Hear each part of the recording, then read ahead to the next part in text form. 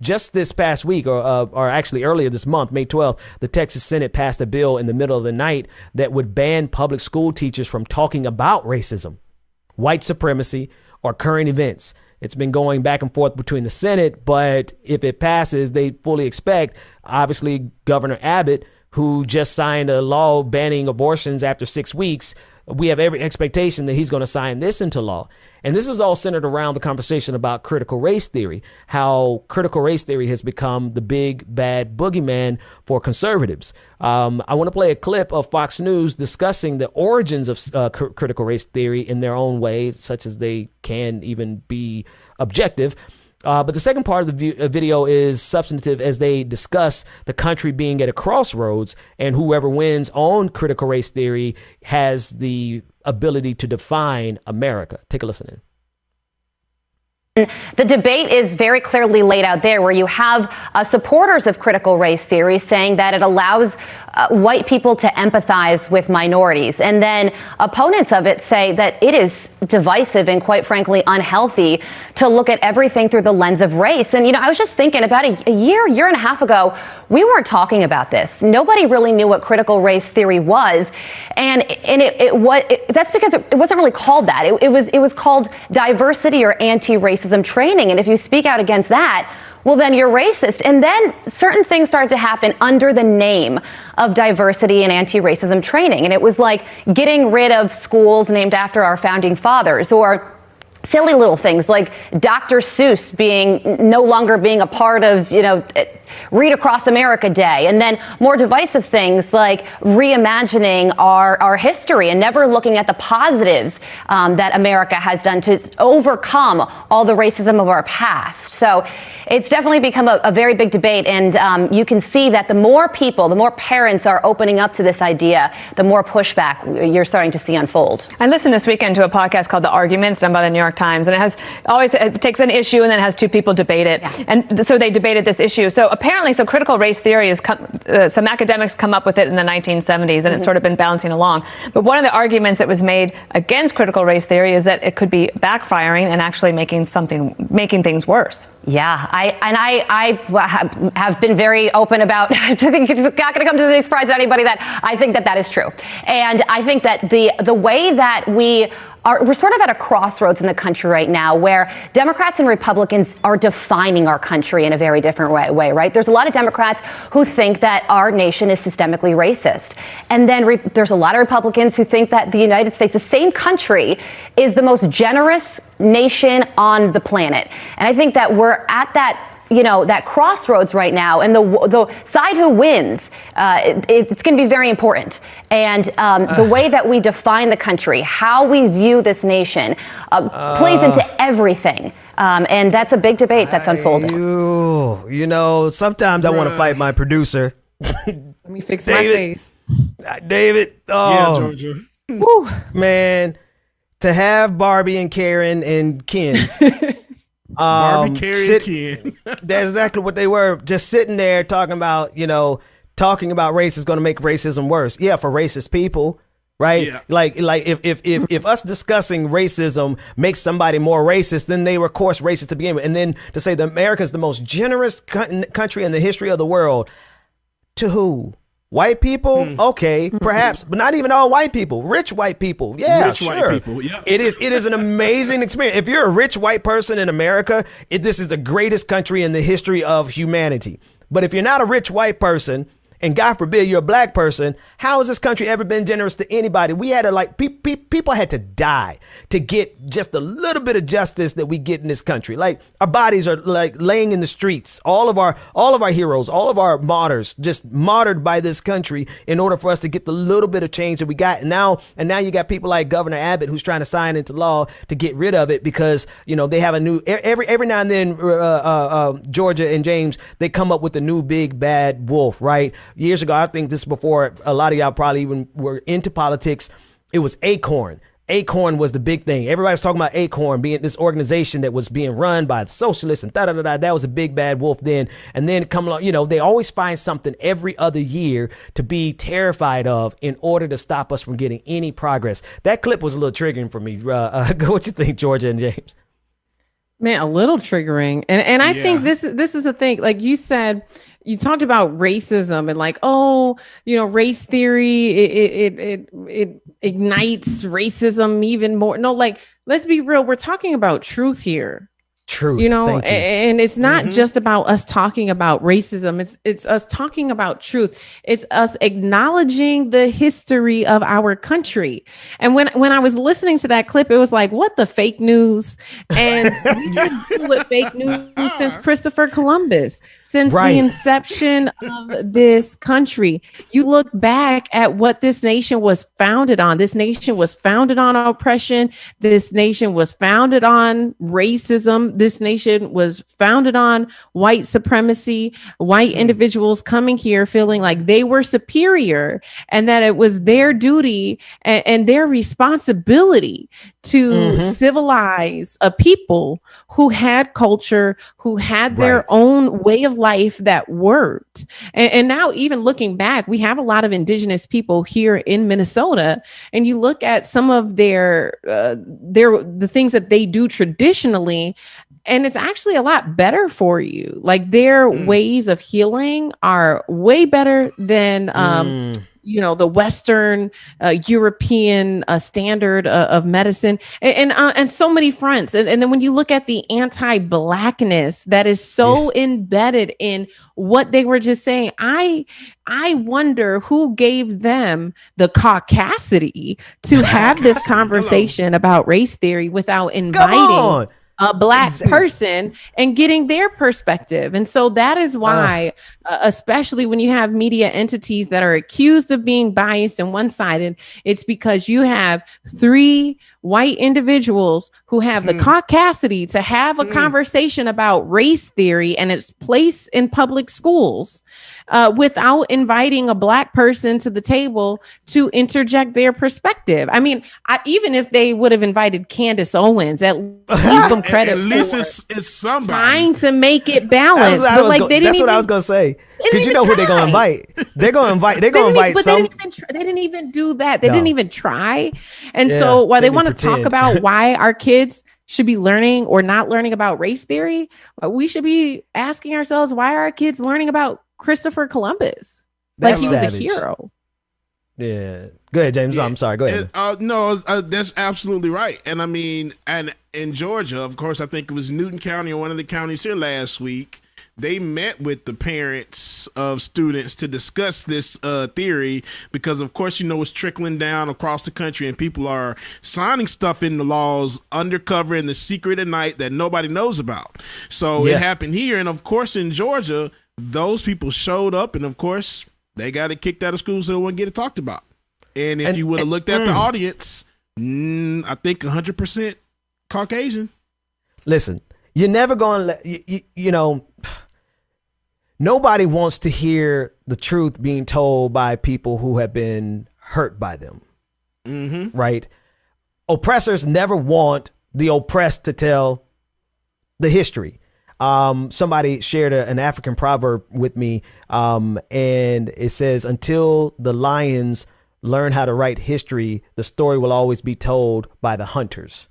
And very similarly, right? You just have to take into context. Of course, the people who are the beneficiaries of America as it is right now, they do not want the history told from the vantage point of the indigenous populations of Native Americans. Of course not, right? History told from the Native American perspective is America is a bloody, barbaric, savage nation built on the bones and the blood of their ancestors. Right? Let this narrative be told by Black people, then obviously we understand that this America is a bloody, barbaric, savage nation built on the bones and bloods of our ancestors. Right?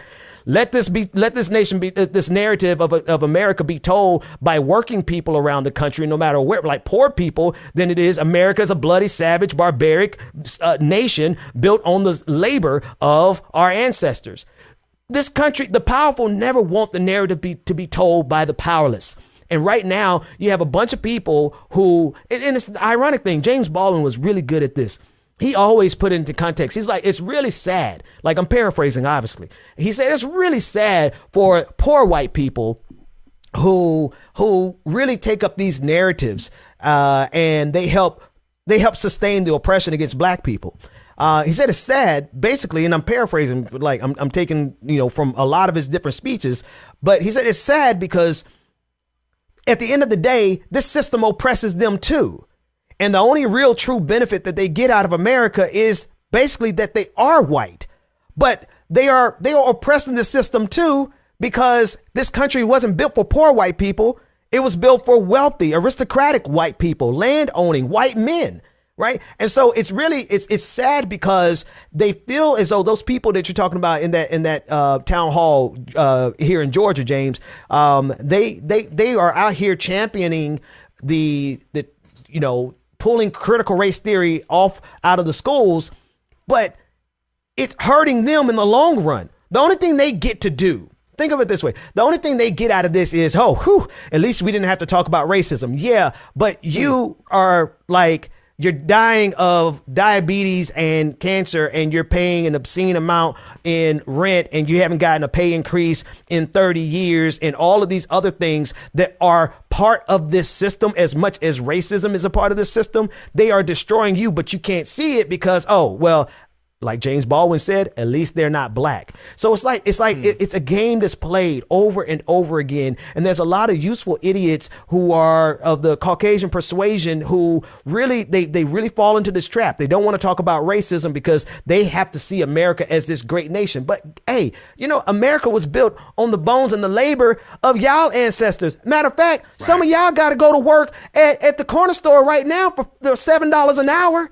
And you still out here talking about how great America is. And it's because they cannot tolerate having a conversation that actually makes them have to reflect that their ancestors did a lot of savage stuff. Got to catch myself, a lot of savage stuff, and that we have to undo it now. So anyway, this is that clip. I want to play one more clip before we move the conversation, and it has to do with Nikole Hannah-Jones.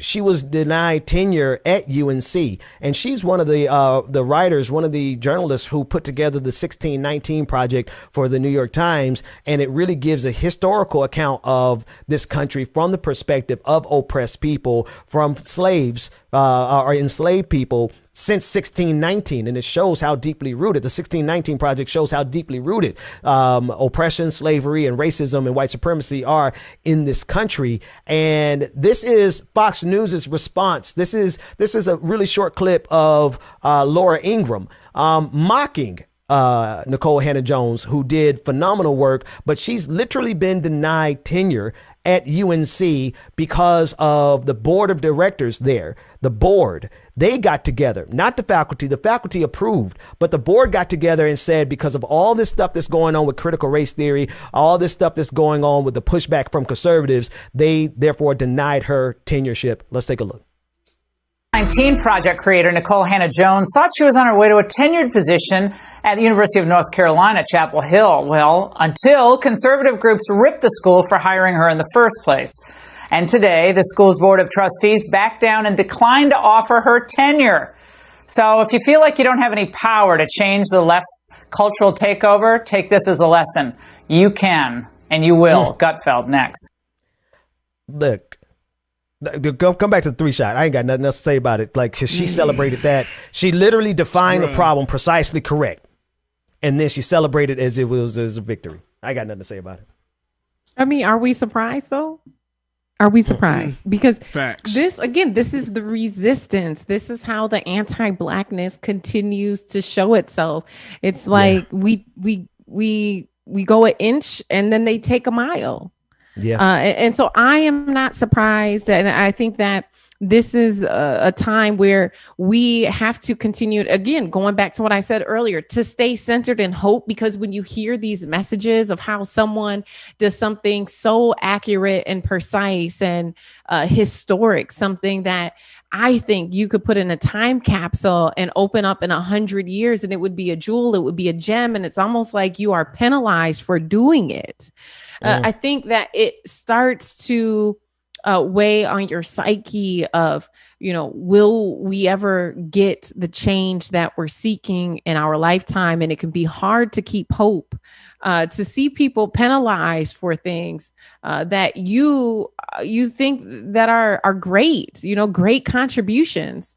So I am not surprised, but we have to, I think, also uplift those who are standing up for us. We have to position those who are uplifting us for opportunities within our own community, reach out, because if we leave it up to this system, they are going, and we saw this historically, even going back, right? History repeats itself. Look at the leaders of the civil rights movement who were assassinated, who were jailed, who were wrongfully accused of things. And so we know that those who stand on truth and speak out and make these contributions for change, they are going to be the first ones who are ridiculed, criticized, tore down. And so we have a responsibility within our own community to lift those people up and give them the acknowledgement that they so deserve. Whew. Yeah, James, you're about to get in there. Cause man, that's a lot, man. That's a lot, bro. You want to let? Because man, bro, the way they celebrate, they outright just celebrate the wrong thing, as clear as day. She celebrated that like it was like they had a great victory. And I'm telling you, like that level of insidiousness, that's right where this country will fall apart, because they absolutely believe what is good is bad and what is bad is good. They believe that night is day and that day is night, that the sky is green and the grass is blue. They think they live in the upside down, and they have to sustain that. They have to sustain that level of ignorance, because if they ever engage in these conversations in good faith, they would have to look at the history, not only from the lens of their glorious Christopher Columbus and their glorious founding fathers, but they also have to look through the lens and compare it to the history as told by the people who were murdered and massacred by those people. Anyway, well, and then they have to pay reparations. Come on, somebody. I wish you had the foghorn right there. I wish you had. I wish we had it ready. I wish we had. Say they don't it want to again. do that. They don't. They don't want to pass up that wealth that they've included, in their inheritances that's been passed down generation after generation. They don't want to give that up. And so that's what is at stake here. I think even as simple as race theory in classrooms, the more people get educated, the more people are aware of what's happening, the more the messaging is unified about the truth of what this nation was built on, the more that the next generation will demand accountability and reconciliation and reparations. Yeah. Say that again. Just say that first part again for us, Georgia. They need to give us about the reparations. Say what that.